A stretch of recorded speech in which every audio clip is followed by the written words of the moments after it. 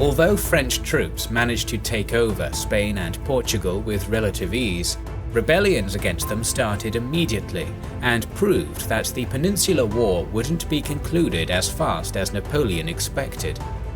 While the siege of Zaragoza was ongoing, the situation was changing rapidly in the southern part of Spain, and the iconic Battle of Bailen was soon to happen. Was it time for Napoleon to step in? Previously, Napoleon dispatched General Pierre Dupont to reassert French control over the south of Spain. Dupont was a rising star, only recently promoted to general. This was a huge task for such an untested commander, and he was not given much to accomplish it. The core of his 13,000-man force was not even French, but Swiss. These were experienced regular soldiers, but had been forced into the imperial army under duress, so their loyalty was dubious. The rest of Dupont's force were mostly raw recruits who had never seen action. Still, Dupont had success in the initial stage of his campaign. On June 7, 1808, he seized the strategically important city of Córdoba. However, the countryside behind Dupont's army began to rise in rebellion. Peasants formed guerrilla bands that attacked French messengers and supply convoys. If the general did not act quickly, he would be cut off. Dupont was forced to retreat beyond the Guadalquivir River, but was extremely slow due to the loot his army took back in Córdoba. Soon he was reinforced by 2 divisions sent from Madrid, which brought his numbers to 22,000 men. At the same time, Spanish regulars and rebels had started to unite under the leadership of General Francisco Javier Castaños, and he had more than 30,000 under his command. Dupont needed to retreat to Madrid, but received no such order. To prevent Castaños from crossing the Guadalquivir, he moved most of his troops to a place called Andújar, leaving smaller units to defend the crossing at Mengibar and the city of Bailen, which was crucial for communications with Madrid. Although Castaños was a novice and had never commanded an army, Dupont's passivity allowed him to take the initiative. On the 16th of July, he divided his army in 2, and the smaller group attacked Dupont's main force at Andújar. However, the primary point of attack was against Dupont's left flank, commanded by General Liger-Belair. Although the crossing was tough, the Spaniards under von Reding had overwhelming numbers at this position and outnumbered the French at least 3-1. Liger-Belair sent messengers to the unit in Bailen, commanded by General Gobert, asking for help. Despite the fact that Gobert moved fast, the united French forces were driven back from Mengibar and the Spaniards crossed the river. The French troops, covered by their cuirassiers, first retreated to Bailen and then to Guaramán and beyond in order to keep the passages across the Sierra Morena mountains secured. Dupont knew about the engagement and stopped the false attack on his position with ease, then sent one of his units under Vidal to assist his left flank early on the 17th. In order to move faster, Vidal decided to use the road to and from Bailen. However, when he reached the town, he received a false message, claiming that the Spanish were already at La Carolina, so he moved to the north. The messengers he sent to Dupont were caught. As a result, the already outnumbered French forces were now divided into 2 groups separated by at least a day of heavy march. Von Reding either had better reconnaissance or was informed by the locals, but either way, he used the distance between the French and took Bailen. By the night of the 18th, Dupont started to understand the danger of his current position and decided to move to the north towards the mountain passes. He force-marched his troops, which allowed him to create some space between him and Castaños. However, he didn't know that von Reding was expecting him at Bailen. Dupont's tired and battered troops reached the stream near the town on the morning of the 19th.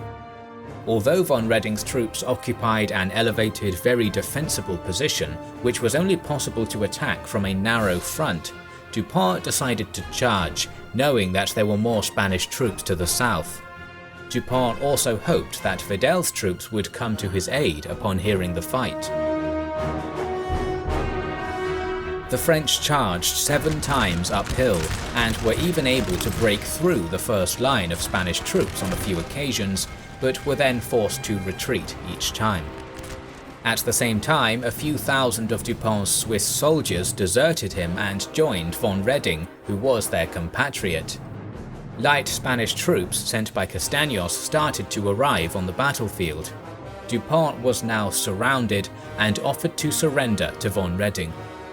Videl's troops arrived from the north shortly after and even destroyed a few Spanish units, but it was too late, as Dupont ordered Videl to surrender as well.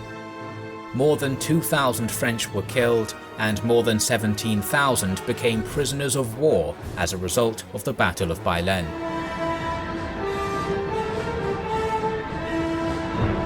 When news of this catastrophe reached Zaragoza in early August, Verdier destroyed his fortifications and began withdrawing from the city. The French fell back slowly. By August 17th, they were gone.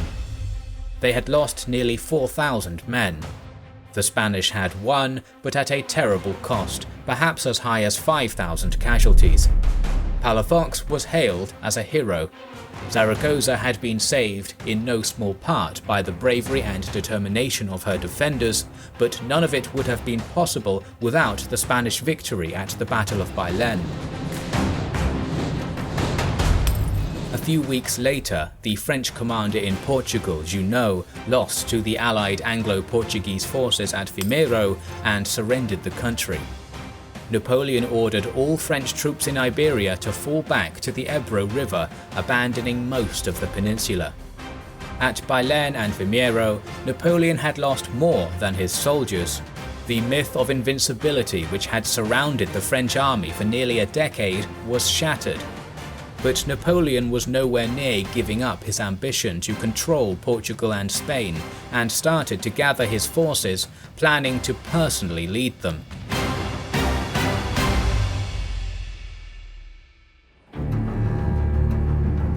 While Napoleon prepared, the Spanish attempted to continue the offensive, hoping to push the French entirely out. However, by the fall of 1808, they had lost the momentum. The French had recovered from the initial shock of the rebellion, and the inexperience and poor organization of the Spanish armies was beginning to show. The French were able to hold on to their defensive positions without too much trouble, while Napoleon took his time getting Tsar Alexander's guarantee that Russia wouldn't attack France in his absence. By November, the French were ready. The emperor decided on an audacious plan. He would lure the Spanish forward by feigning weakness in the French centre. Then, once the enemy was across the Ebro River and overextended, the French would strike them simultaneously on both flanks, trapping the advancing Spanish between two pincers. If executed properly, all of Spain's field armies might be surrounded and destroyed in one fell swoop. Contrary to Napoleon's orders, Lefebvre ordered his corps forward early. On October 31st, Lefebvre's 24,000 men encountered a Spanish force of around 19,000 under General Joaquin Blake at the Battle of Pancorbo. The Spanish were surprised, but rallied for a tenacious fighting retreat, preventing Lefebvre from completing the encirclement of their army.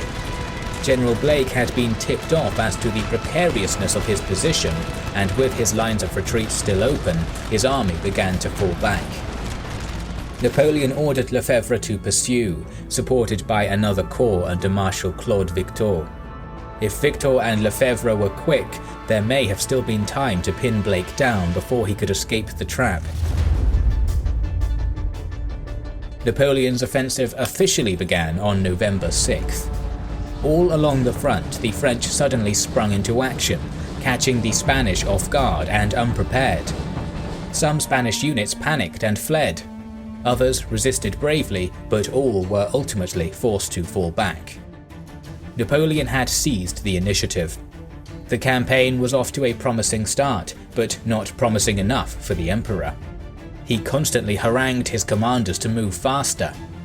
Despite his entreaties, the French armies were never able to achieve the level of speed Napoleon envisioned in his plans. Napoleonic strategy relied on rapid movement, but what was possible in the plains of Germany or Austria often proved unworkable in the rugged hills of Spain. Napoleon's great pincers were to converge on Tudela, a town in northeastern Spain, site of one of the last bridges over the river Ebro still open to the Spanish.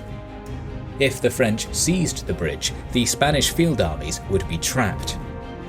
Marshal Jean Lannes, who was known as one of the fastest and most aggressive of Napoleon's commanders, arrived at Tudela on November 23rd with around 30,000 men. Lannes discovered the enemy had just barely beaten him there. A Spanish army of around 33,000 had occupied the town and begun to cross the river. It would only be a matter of time before they were over the Ebro to safety. They were led by the victor of Bailen, General Francisco Castanos, but unfortunately for the Spanish, Castanos was ill, so the inspiring but less capable General José de Palafox took command. Tudela could have been a strong defensive position. The town is surrounded by hills and protected on one side by the Ebro River, but the Spanish army had only just arrived and were still exhausted from their rapid retreat. There had hardly been any time to set up a strong perimeter, and Palafox had made little effort to do so.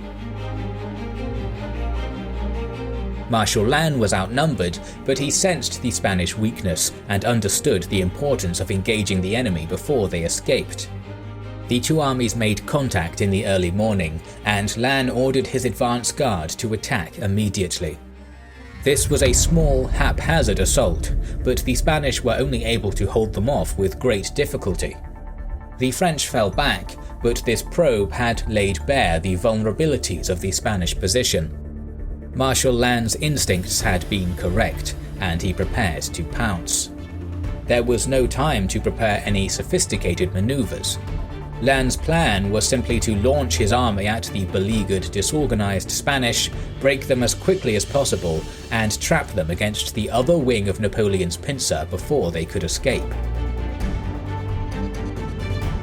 The assault began in earnest, with General Antoine Morlot's division moving directly against the heights at the Spanish centre. Under normal circumstances, this would be a careless, almost reckless manoeuvre. However, Lannes had confirmation from his advance guard that the enemy positions were poorly prepared, too far apart to support each other, and that the Spanish troops were in no condition for a fight. Morlot's men took the heights. As the rest of Lannes' corps arrived on the scene, he threw them against the unprepared Spanish lines. The French were successful all across the front, and the enemy were forced to retreat. The Spanish attempted to bring up reinforcements, but as they approached the battlefield, they found French troops standing between them and Palafox's embattled army. Lannes was too fast. It looked like the French might be on the verge of a total victory. Lannes' corps was only one half of Napoleon's great pincer manoeuvre. The second half was due to arrive in Tudela at any moment. An entire fresh corps under Marshal Ney aimed directly at the rear of the Spanish army, cutting off any escape. But Marshal Ney never came. Napoleon's plan had looked perfect on the map at headquarters, but in practice it had proved impossible for Ney's corps to move quickly enough to rendezvous with Lannes and take part in the battle. Without Ney's corps to complete the pincer, the shattered Spanish army was able to disengage and fall back. Tudela was a great victory. The French inflicted over 4,000 casualties on the Spanish at the cost of fewer than 700 of their own men, but it was not the devastating blow Napoleon had hoped for. Most of the Spanish forces escaped to fight another day. Thanks to Marshal Lefebvre's impatience, much of General Blake's army had escaped as well. The first phase of Napoleon's offensive was a success, but total victory had slipped through his fingers. In the space of just 3 weeks, Napoleon and his armies had turned the tide of the war. Bonaparte now set his sights on the greatest prize in Iberia, Madrid. But nothing in Spain was as easy as it seemed.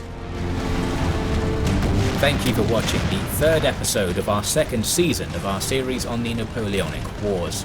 You can watch the other episodes via the link in the description. We would like to express our gratitude to our Patreon supporters and YouTube members who make the creation of our videos possible. Now you can also support us by buying our merchandise via the link in the description. This is the Kings and Generals channel, and we will catch you on the next one.